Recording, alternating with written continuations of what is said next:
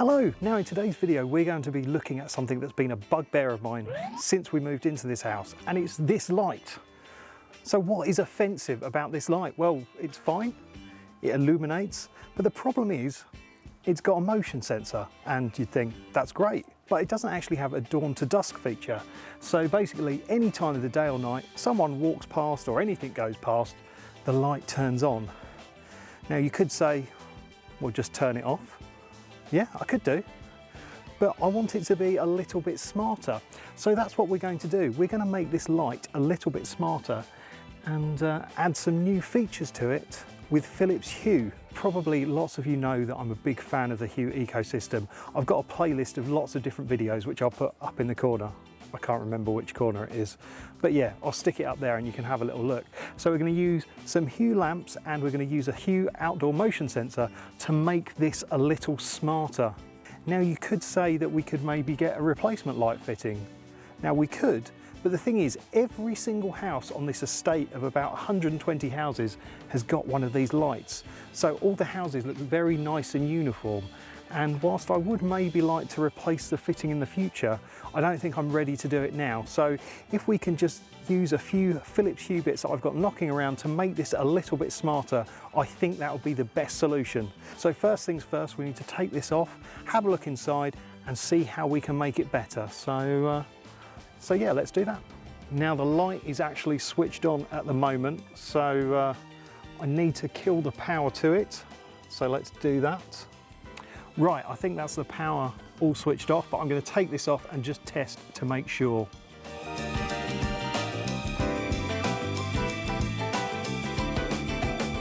So I've got my Kiwi's multimeter and I'll just test to see if there's voltage. Hopefully not. Also, I did do a video about this multimeter. I'll put the link up in the corner. Right, neutral, live. Nope, good.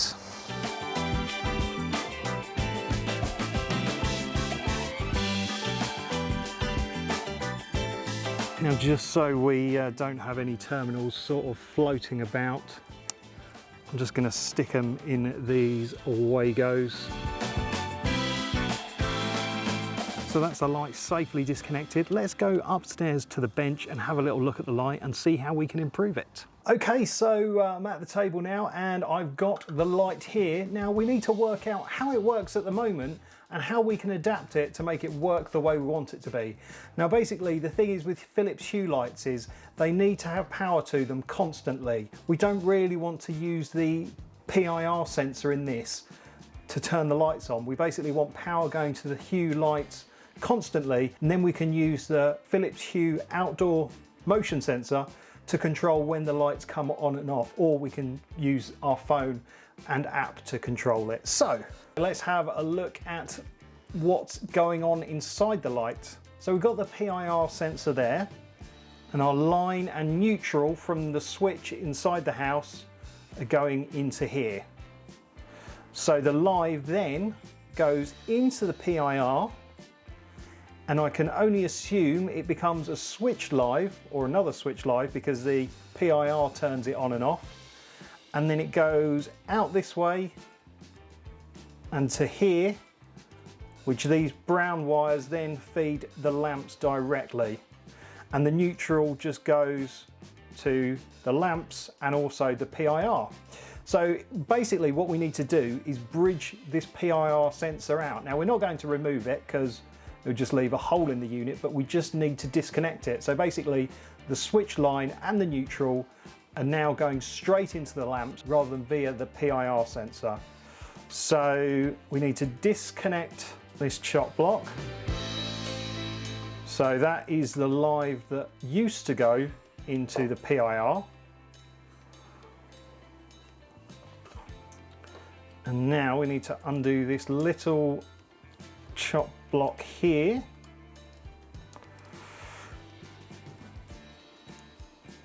Which has got our two live feeds that obviously goes to either lamp.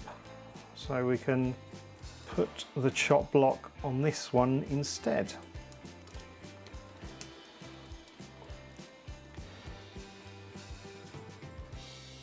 So thankfully, with this particular brand of light, the Aura Light PIR model AL0081, we can actually bridge out the PIR sensor. So if you're looking to do similar, hopefully you'll be in the kind of same position.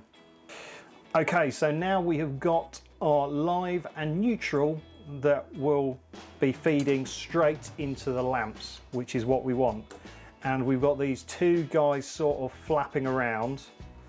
Do you know what? Actually, I'm going to take the neutral that goes into the PIR and we're going to disconnect it all together. And then what I can do is I can put a Wago that just bridges these three connectors, because they're not actually connected to anything live or anything like that. And it just means we don't have any loose wires floating around. And it also means that if we want to, at a later date, switch it back to how it was, then it's easy to do. So we'll just take out the neutral feed. There we go. That's much better. So now these are just the three feeds for the PIR, and I'm just going to bridge those with a three-way Wago, and they can just sit in there. Actually, do you know what? I'm going to tidy these cables up a little. So I'm going to make it so these three go down and sit at the bottom, so they're fully out of the way, and there's plenty of space up here.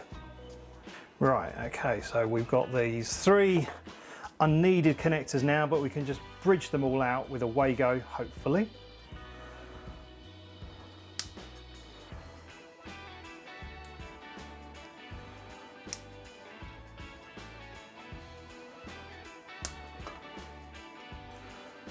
There we go, so those aren't connected to anything, tucked nicely out of the way, no bother. Do you know what, I'm actually going to switch these two to Wagos as well. I'll probably get a load of electricians shouting at me. Actually, some people might not know what a Wago is, so it's essentially a modern chop block. So the wire goes in there, and then you click the lever down, and the wire is held in place. So basically, when I go downstairs to refit this light, I can just put the wire in and click. So this wire goes in and then click. And that is firmly in place. I love Wagos, they're so good. Let's just replace the cable tie that I pulled off.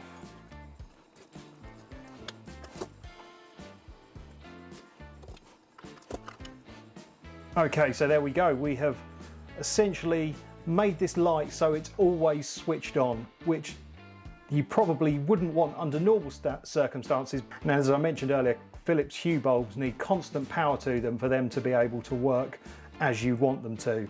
So yeah, that is ready to go. Actually, we need to take the dumb bulbs out and put some Philips Hue ones in.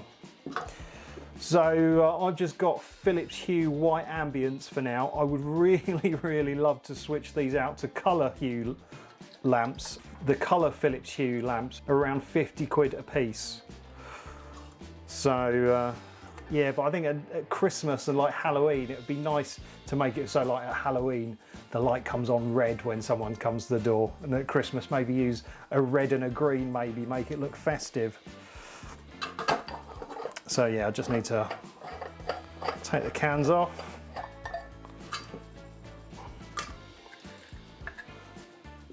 Take the dumb bulb out and put a Philips Hue bulb in. There we go, so that is our upgraded Philips Hue lamp. I think the white Philips Hue bulbs are like 20 quid each, but I've got a load of them that I used to have in the flat that we haven't put up in this place yet. Okay, so that is the light done. Now how are we going to control it now it doesn't have a PIR sensor? Well, we're going to use this. And this is the Philips Hue outdoor motion sensor. Now I think what I'm going to do is, instead of drill this onto the wall or anything like that, I'm actually going to use a rather big cable tie and strap it around the drain pipe. Because the Philips Hue outdoor motion sensor is smart, what you can actually do is tell it to, say, ignore all motion during the daylight hours or not. And you can alter the sensitivity so it turns on when a person goes past, but not like when a leaf blows across in the distance. So there's a lot more flexibility with this, and you could also join it up with other Philips Hue products. Now, eventually I'd like to get some Philips Hue light bulbs on the driveway, so maybe I could set this up so when someone passes the motion sensor and is going round to the driveway lights turn on. Well, there's lots of different options and ways you can tweak and play with things. So this is great for flexibility. And yeah, it doesn't require anything apart from 2 AA batteries. I think I'm right in saying that. Now, I have done a whole video on this, which I will put up in the corner, there, that corner, and I'll do an unboxing of this and everything like that. So what I think I'm going to do is get this set up while I'm sat at the table, and then I don't have to mess around too much when I've got it up on the drain pipe. Okay, so you can see my screen and we're in the Philips Hue app, and then we need to go into settings and then accessories, and then we need to add accessory, and we're adding a Hue outdoor sensor. Okay, so got to take the back off it to reveal the setup button. Wall mount removed. Okay, press the setup button. The LED will start blinking after a few seconds. Can you see the LED blinking? A little bit hard to see. There we go. Right, LED is blinking. It is indeed. Now it is searching for our outdoor sensor. There we go. Your outdoor sensor is connected, and Alexa's noticed it's been connected as well. So let's continue.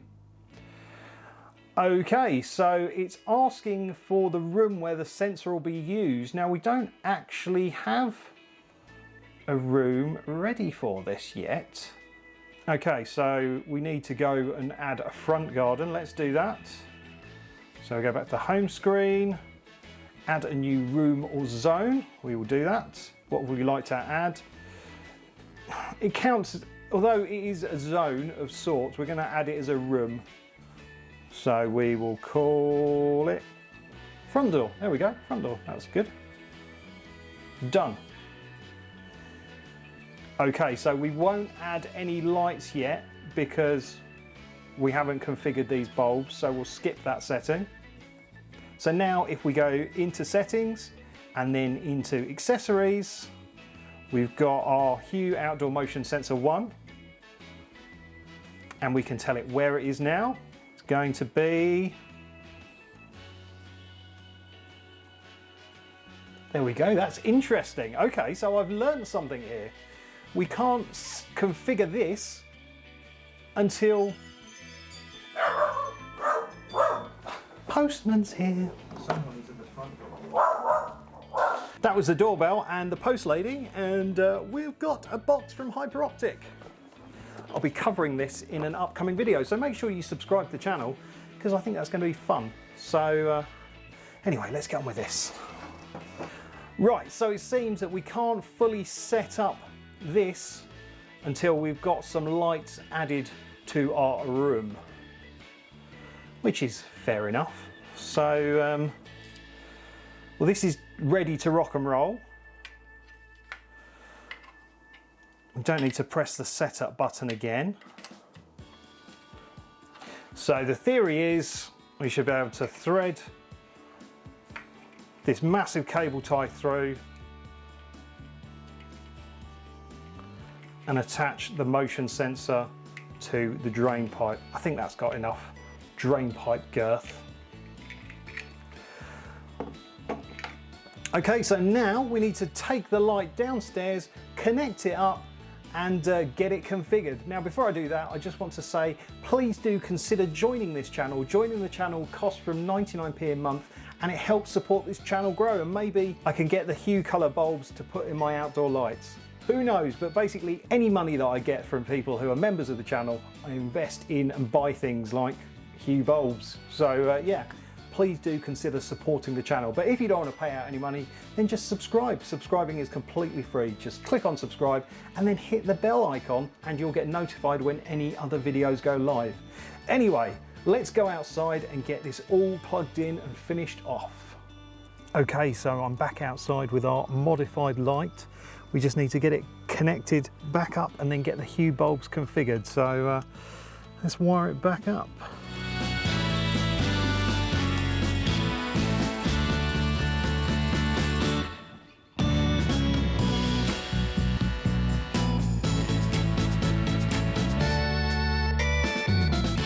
So there we go, light is back on.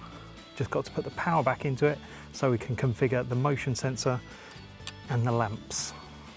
Now it's quite difficult to see in this bright daylight, but yeah, our lamps are definitely on and working, so that's good.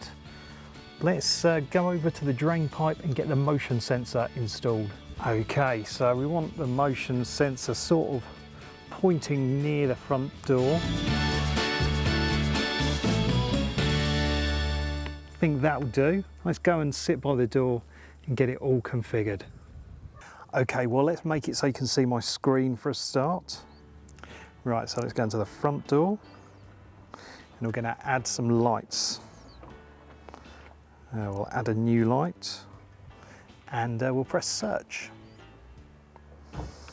Oh, there we go, it's found 2 new lights, which is perfect, just as we expected.